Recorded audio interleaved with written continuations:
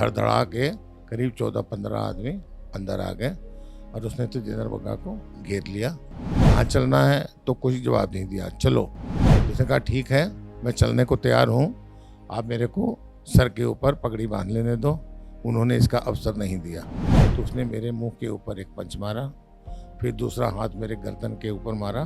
जो ये कर रहे हैं, अगर इनके पास एक स्टेट है तो इनका ये हाल है, तो हमारे पास तो 14-15 स्टेट है, हम कुछ भी कर सकते हैं। कल हिमाचल में जो हुआ घटना खालिस्तानियों द्वारा, उनको किसी को पकड़ के दिखाए ना, क्या बग्गा उनसे भी बड़ा आतंकवादी है?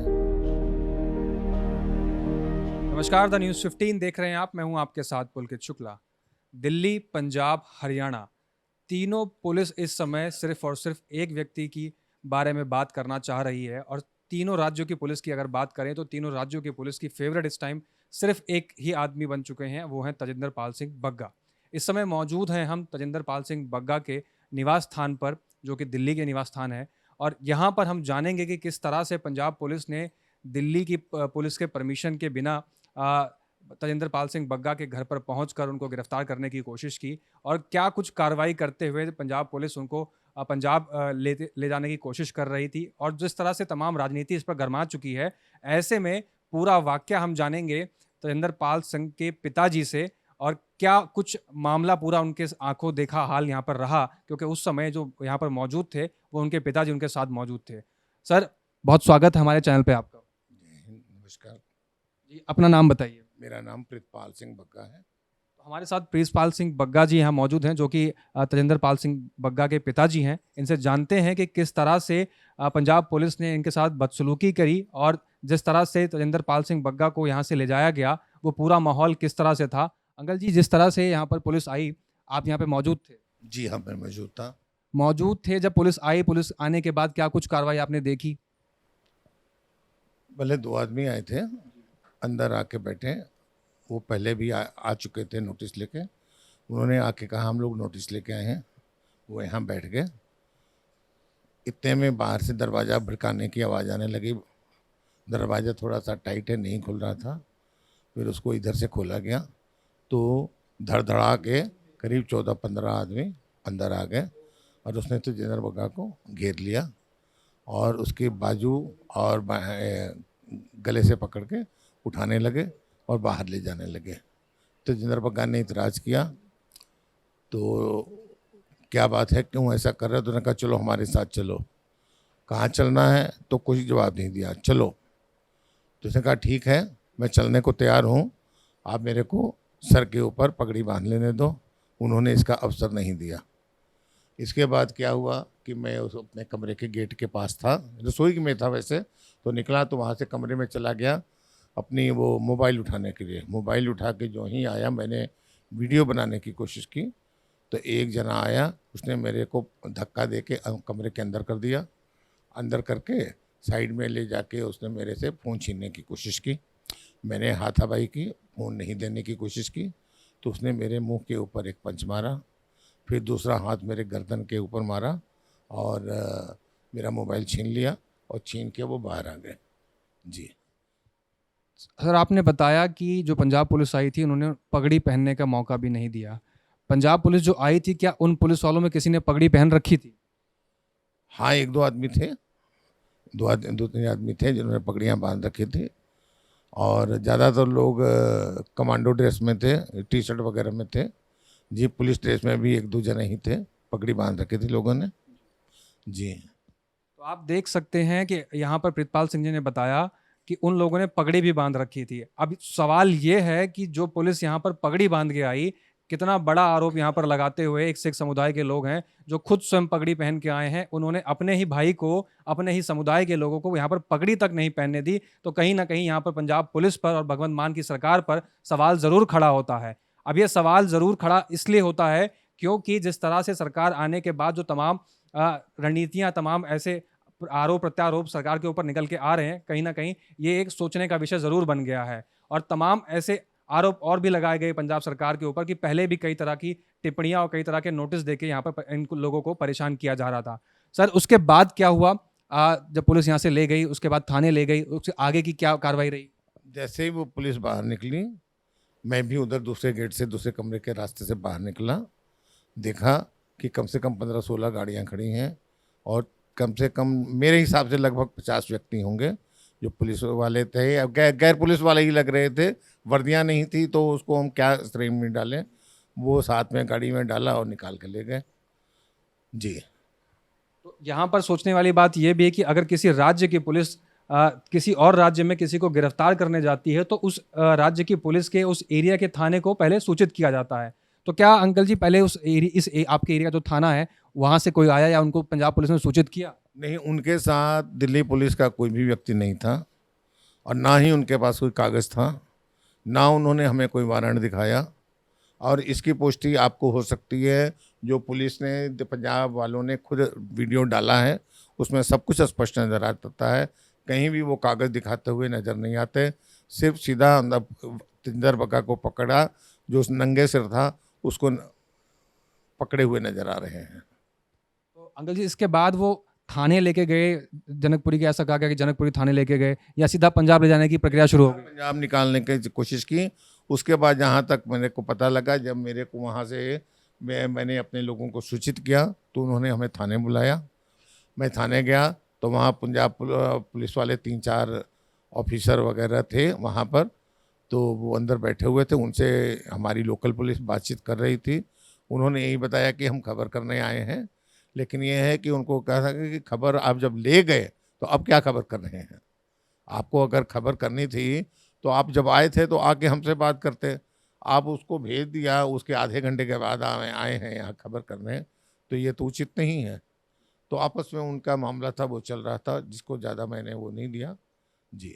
उसके बाद बॉर्डर पे पुलिस, करनाल पुलिस द्वारा रोका गया, फिर दिल्ली वापस लाया गया और जिस तरह से अब मोहाली कोर्ट में केस है और दिल्ली हाई कोर्ट ने उस पर रोक लगा दी गई है, 10 मई को सुनवाई फिर से होनी है।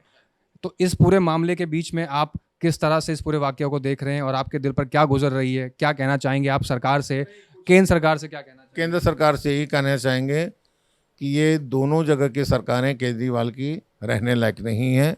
इसको किसी भी तरीके से इसको संवैधानिक नहीं कहा जा सकता। जब आप शपथ लेके आते हैं तो संविधान की कसम खा के बात करते हैं, और केजरीवाल साहब तो अपने हर ऑफिस में अम्बेडकर साहब की फ़ोटो लगाते हैं। तो वो कोई भी संविधान की धारा को अपने ऊपर नहीं लागू करते, दूसरों के लिए सिर्फ दिखाते हैं कि हम अम्बेडकरवादी हैं। तो इसको जो है, यह सिलसिला बंद नहीं होगा। या तो इनके ऊपर प्रतिवार किया जाए, जैसे को तैसा जो ये कर रहे हैं। अगर इनके पास एक स्टेट है तो इनका ये हाल है, तो हमारे पास तो 14-15 स्टेट है, हम कुछ भी कर सकते हैं। तो हम अपनी पार्टी को और सरकार को यही सलाह दे रहे हैं कि इनके ऊपर भी जो ये बोल रहे हैं, जैसे आतिशी है, चड्डा है, ये संजय सिंह है, इनके बयान जो हैं ज़्यादा खतरनाक हैं। इनके ऊपर भी हर जगह, देश में हर जगह मुकदमे चलने चाहिए और इनके ऊपर कार्रवाई होनी चाहिए। अभी जो बयानबाजी चल रही है, कल जो अरविंद केजरीवाल के निवास के बाहर प्रदर्शन किया तो वहाँ पर मजिंदर सिंह सिरसा को गिरफ्तार किया गया।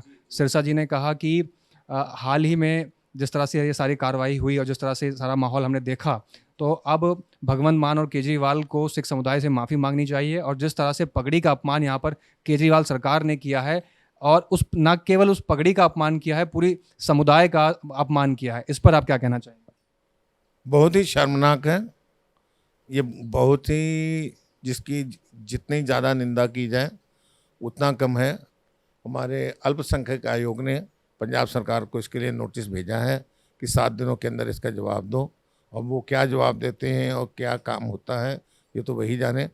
हमारा तत्काल ये इनका वीडियो देखने के बाद, जिसमें स्पष्ट जो जो मैंने बयान कर दिए हैं हर टीवी के आगे, सेम वो पोजीशन उसमें नज़र आती है और वो अब उन पर कार्रवाई करेगा।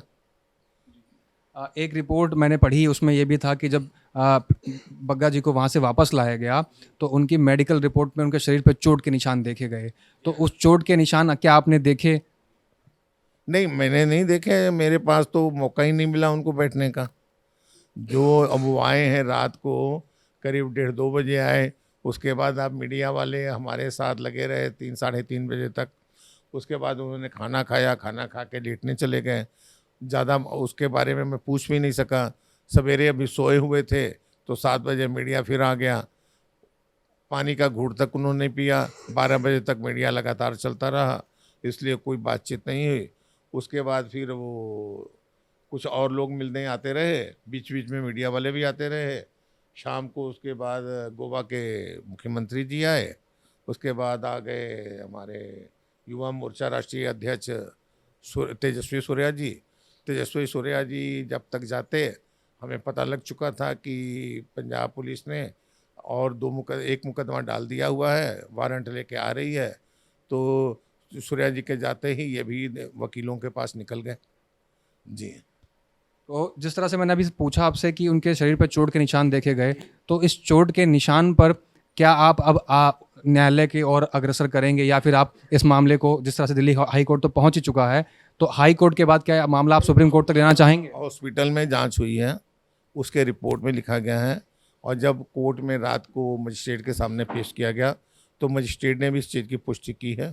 तो अब कागजी है, मजिस्ट्रेट के सामने की रिपोर्ट है। अब तो जो कानून वो कार्रवाई करेगा सो करेगा। तो जिस तरह से तमाम चीज़ें हमें देखने को मिल रही हैं, पूरा एक सिलसिलेवार जो रवैया पिछले 3-4 दिन से केजरीवाल सरकार का कहें या पंजाब सरकार का जो हमें देखने को मिला, और जिस तरह से लगातार केजरीवाल सरकार यहाँ पर दिल्ली पुलिस की भी अपने अंडर में लेने की मांग कर रहे थे, तो आप अंदाज़ा लगा सकते हैं, जब पंजाब में सरकार बनते ही केजरीवाल सरकार ने इस तरह का रवैया अपनाया है, अगर दिल्ली पुलिस की बागडोर उनके हाथ में आ जाएगी तो दिल्ली वालों का जीना किस तरह से मुहाल हो जाएगा, ये सोचने वाली बात है। और जिस तरह की तमाम फ्री बाइज की यहाँ पर लोग विरोध कर रहे थे, पहले उन्होंने जिस तरह से लोगों को अपनी तरफ आकर्षित किया फ्री बाइज देके, अब एक नया उन्होंने खेल जो यहाँ पर खेला जा रहा है, जो लोगों द्वारा बताया गया है कि अब जो बिजली यहाँ पर फ्री मिल रही थी उसमें भी अब वैकल्पिक ऑप्शन यहाँ पर रखा जा रहा है। तो तमाम तरह के जो चेंजेस यहाँ पर देखने को मिल रहे हैं केजरीवाल सरकार में, वो भी कहीं ना कहीं एक सवाल का विषय ज़रूर है। और जिस तरह से पंजाब सरकार के बनने के बाद ही यहाँ पर इस तरह की जो चीज़ें देखने को मिल रही है, क्योंकि पुलिस प्रशासन जनता की सेवा के लिए लगाया जाता है, लेकिन यहाँ पर राजनीतिक पार्टियां जो हैं वो अपनी सेवा के लिए पुलिस को यहाँ पर इस्तेमाल करने के लिए शुरू कर चुकी हैं। तो कहीं ना कहीं सवाल है आप सबसे है कि एक पिता के ऊपर, एक सिख समुदाय के ऊपर जिसका मान सम्मान एक पगड़ी होती है, अगर उनकी पगड़ी पहनने उनको नहीं दिया जाए तो कहीं ना कहीं एक सवाल का विषय ज़रूर है। और जिस तरह से हमने देखा है कि केजरीवाल सरकार और केजरीवाल खुद जिस तरह से सिख समुदायों के प्रोग्राम्स में शामिल होते हैं और अपनी पगड़ी दिखाते हैं, तो उनसे सवाल ये भी है कि उस समय आपकी ये जो हाईलाइट करने का तरीका था, क्या तजेंद्र पाल सिंह बग्गा को पगड़ी पहनने का अधिकार नहीं था? क्या उनको इतना समय नहीं दिया जा सकता था कि वो पगड़ी पहन सके? ये सवाल आप लोगों से है, और ये सवाल एक पिता का है पूरे देश से कि किस तरह की जो सारी ये चीज़ें निकल के आई, वो कहीं ना कहीं एक सवाल ज़रूर खड़ा करती हैं आपके कानून व्यवस्था पे, आपके प्रशासन पे और आपके कार्यनीति पर। अब सवाल आपके ऊपर है कि किस तरह से आपको इसका जवाब देना है। कुछ और लोग हैं हमसे बातचीत करने के लिए, जानते हैं उनसे कि क्या उस दिन हुआ, क्या ये लोग वहाँ पे मौजूद थे और किस तरह की जो कार्रवाई पंजाब पुलिस द्वारा की गई। सर, आप वहाँ पे उस दिन मौजूद थे? नहीं, मैं उस दिन वहाँ मौजूद नहीं था, लेकिन मैंने जो भी कार्रवाई हुई मैंने टीवी पर देखी, मैंने उसकी वीडियो देखी। पर तो वीडियो देख के साफ पता लगता है कि किस ऐसे उठा के ले गए जैसे किसी आतंकवादी को उठा के ले जाते हैं। ये पूरा पॉलिटिकली मोटिवेटेड काम है, क्योंकि आपने केजरीवाल जी की कुछ दिन पहले वीडियो देखी होगी, जब वो कह रहे थे कि पुलिस मेरे हाथ में आ जाए, इन 3-4 लोगों को सज़ा मिल जाए, 3-4 लोगों को सज़ा मिल जाए तो मैं इन सबको मज़ा आ जाएगा। तो इनका उस राज्य में सरकार बनाने के बाद पुलिस अपने हाथ में आने पे ये लोकतंत्र का मजाक उड़ा रहे हैं और पुलिस को गलत तरीके से अपने पॉलिटिकल एजेंडा के लिए इस्तेमाल कर रहे हैं। मैं आपसे जानना चाहूँगा सर, पंजाब सरकार के एक मंत्री हैं, मैं उनका बयान पढ़ रहा था, उन्होंने एक ऐसा बयान दिया, वो कहीं ना कहीं सोचने वाला बयान है क्या नहीं मामला, वो तो जांच होने के बाद निकल कर सामने आने वाली बात है, वो कानून के अभी पास मामला है, हाई कोर्ट के पास मामला है। लेकिन उन्होंने एक बयान ऐसा दिया कि अगर बग्गा काबुल में भी छुपा होगा तो हम वहाँ से भी निकाल के उनको लेके आएंगे, किसी भी भारत के कोने में वो छुपा होगा तो हम निकाल के आएंगे। ऐसी बयानबाजी, ऐसे शब्दों का प्रयोग, इस पर आप क्या कहना चाहेंगे? केजरीवाल की चमचागिरी, सिर्फ केजरीवाल को खुश करने के लिए वो ये बयान दे रहे हैं। और बग्गा तो पंजाब में रोज़ आतंकवादी घूम रहे हैं। कल हिमाचल में जो हुआ घटना खालिस्तानियों द्वारा, उनको किसी को पकड़ के दिखाए ना। वो काबुल में नहीं, अभी हिमाचल में हैं और पंजाब में छुपे हैं, उनको पकड़ने में इनको क्या दिक्कत होती है? क्या बग्गा उनसे भी बड़ा आतंकवादी है? आप एक देशभक्त को कहीं काबुल से भी उठा लाएंगे, और जो आपके दाएं बाएं घूम रहे हैं उनको, उनके बारे में तो आप कुछ नहीं बोलते। तो ये तो है कि सिर्फ उनको बग्गा से डर है। केजरीवाल कांपता है बग्गा के नाम से, उसको फोबिया है बग्गा का, इसलिए वो परेशान है कि किसी भी हालत में बग्गा को काबू करना चाहता है। लगातार जिस तरह से तजेंद्र पाल सिंह बग्गा ट्विटर के माध्यम से और तमाम सोशल मीडिया प्लेटफॉर्म के माध्यम से केजरीवाल सरकार की रणनीतियों पर या केजरीवाल सरकार पर निशाना साधते थे, उस सबसे सभी लोग यहाँ पर वाकिफ़ हैं और कहीं ना कहीं जो उनके सवाल होते थे उससे कहीं ना कहीं जनता वाकिफ़ भी थी और उनसे सहमत भी होती थी। ऐसे में लोगों का ये भी मानना है कि अब केजरीवाल सरकार से लोग सवाल करने में भी डरने लगे हैं, क्योंकि जिस तरह से कार्रवाई तजेंद्र पाल सिंह बग्गा के ऊपर हुई, कल को कोई सवाल करता तो उनके ऊपर भी हो सकती है। तो क्या कहीं ना कहीं आपको लगता है कि ये डर फैलाया जा रहा है ताकि केजरीवाल सरकार से कोई सवाल ना करे या उनके किसी रणनीति को उनको कोई चैलेंज ना कर सके? सिर्फ बिल्कुल बिल्कुल यही बात है कि वो चाहते हैं कि हमको कोई पूछे नहीं, मैं जो मनमानी करूं, अपने जो वादे किए हैं उसके तरफ अपना ध्यान न जाए, इसलिए ये कार्रवाई हो रही है। अब आज इस घटना के बाद से सारे पंजाब का, सारे देश का और सारी दुनिया का ध्यान इस घटना की तरफ है। केजरीवाल के वादे सभी लोग भूल चुके हैं, किसी का भी ध्यान नहीं कि केजरीवाल ने जो वादे किए थे वो कब पूरे करेगा। सबका ध्यान एक ही है कि अब बग्गा को पकड़ के लाया जाएगा और उसे बंद कर दिया जाएगा या बग्गा बचेगा। इस सबके जहन में एक ही सवाल चल रहा है। पंजाब में कल आतंकवादी घूमे, हिमाचल में आतंकवादी घूमे, उसकी तरफ भी किसी का ध्यान नहीं जा रहा, सब बग्गा के पीछे पड़े हुए हैं। अब इस सारे वाक़ये होने के बाद अब फ़िलहाल आगे की कार्रवाई क्या होगी? 10 मई को हाई कोर्ट की सुनवाई होगी, उसमें हम देखेंगे क्या निकल के आता है। लेकिन इन सारे मामले के ऊपर एक आप पिताजी हैं, आपके एक बाप होने के नाते, एक पिता होने के नाते ये सारी चीज़ें आपकी आँखों के सामने हुई। आपके दिल पर क्या बीत रही है? आप कैसा महसूस आपने किया वो सारा दृश्य देखकर? देखिए, मैं दुखी तो हूँ, लेकिन फिर भी हिम्मत के साथ हूँ, हिम्मत के साथ उसके साथ खड़ा हूँ। वो काबुल से बग्गा को ढूंढें या जहाँ से ढूंढें, लेकिन आपके पास याद रखिए कि आपके पास सिर्फ एक स्टेट है, हमारे पास 15-16 स्टेट हैं। अगर प्रतिवार होने लगा तो आप काबुल क्या नाम है, ईरान इराक में भी होंगे, इंग्लैंड में भी होंगे, कनाडा में भी होंगे, तब आपको कोई बचा नहीं पाएगा। शीशे के घर में रहते हैं और वार कर रहे हैं, ये आपके लिए ज़्यादा हानिकारक साबित होगा। कार्रवाई हम भी कर सकते हैं, जब अगर हम लोगों ने ये ऐसा करना चालू कर दिया तो 15 राज्यों में बताओ कितने कितने आप हिस्से में आएंगे। यही आपके लिए संदेश है, आप सही रास्ते पर आइए, चुन के आए हैं, नई सरकार है, जनता की सेवा कीजिए, जो वादे पूरे किए हैं, गुरु ग्रंथ साहब बेदरी के अपराधियों को पकड़िए, महिलाओं को पेंशन दीजिए, फ्री बिजली दीजिए, किसानों के कर्ज माफ़ कीजिए और जिनके खेतों की आपने फसल उखाड़ी है उनको मुआवजा दीजिए। अभी उस रास्ते पर चलिए, बग्गा कहीं भागा नहीं जा रहा, बग्गा यहीं है। बग्गा कभी भी आप काबू करना चाहेंगे तो हो जाएगा, पहले आप इन काम को देखिए, बग्गा की तरफ बाद में ध्यान दे लेना। आप दिल्ली पुलिस के निवासी आप दिल्ली के निवासी हैं, माफ़ कीजिएगा, और दिल्ली के जिम्मेदार नागरिक भी हैं। दिल्ली के विकास में, दिल्ली के सभी कार्यक्रम में आप अपना योगदान भी देते होंगे, हर तरह का टैक्स भी आप पे करते हैं। तो क्या आपको दिल्ली पुलिस की कार्रवाई से आप सहमत हैं या दिल्ली पुलिस से आपको कोई शिकायत? कोई शिकायत नहीं, दिल्ली पुलिस ने मेरा पूरा साथ दिया है कानून के हिसाब से। जो बाइला उनके हक ताकत में था उन्होंने वो किया है। उन्होंने यहाँ से टीमें भेजी, करनाल वहाँ से रिकवर किया, साथ लेके आए हैं और जो कानून के हिसाब से उनको मजिस्ट्रेट के सामने पेश करना था, जो मेडिकल कराना था, उन्होंने सब कानून के हिसाब से कराया है, कहीं भी कुछ कसर नहीं छोड़ी है। जी। अब जो लोग आपको देख रहे हैं या देश के जो लोग आप देख रहे हैं, आपके साथ जो सारा ये वाकया हुआ, उसको लेकर आप देश को क्या संदेश देना चाहेंगे या देश के लोगों को आप क्या आगाह करना चाहेंगे या क्या कहना चाहेंगे? कभी भी बिना सोचे समझे किसी भी सरकार को चुनते समय उसके हर कर्मों के ऊपर पूरा ध्यान देना चाहिए और किसी भी सरकार को गुस्से में इस तरह नज़रअंदाज मत कर दीजिए कि उससे आने वाला, उससे बुरा व्यक्ति आप चुन लें, ये आपके लिए हानिकारक है। मैं पंजाब के लोगों को खास कर कहना चाहूँगा, आपने बहुत ही एक नकारात्मक आदमी चुना है जो उस कांग्रेस से भी बहुत ज़्यादा बुरा है। आप अब तो महसूस होने लग गया है पंजाब के लोगों को। आज की रिपोर्ट जो पंजाब की है, केजरीवाल के बहुत ज़्यादा खिलाफ आई है। 92 सीटों वाली स्थिति आज की डेट में ही ख़त्म हो चुकी है। पंजाब सारा बग्गा बग्गा कर रहा है, बग्गा के ऊपर पीछे आ रहा है। वो कह रहे हैं कि हम आपके साथ हैं। तो जाना आपने इनकी आप बीती, किस तरह से पंजाब सरकार ने इनको प्रताड़ित किया, और जिस तरह से यहाँ पर ये एक बात कही गई कि पंजाब सरकार के जो पुलिस वाले यहाँ पर आए थे उन्होंने स्वयं पगड़ी पहनी हुई थी, लेकिन बावजूद इसके उन्होंने पगड़ी का सम्मान नहीं किया। और सबसे बड़ा सवाल यहाँ पर कि एक सिख समुदाय से होने के बावजूद पंजाब जाना ही एक पगड़ी की वजह से जाना जाता है, और जिसमें पगड़ी को ही पूजा जाता है, पगड़ी को नहीं पहने दिया। कहीं ना कहीं बाकी चीज़ें एक तरफ हैं, लेकिन जिस तरह से पगड़ी का अपमान किया गया वो कहीं ना कहीं सवाल खड़ा करता है। और सिख समुदाय से ज़रूर आक्रोश इसके लिए निकलेगा केजरीवाल सरकार के खिलाफ।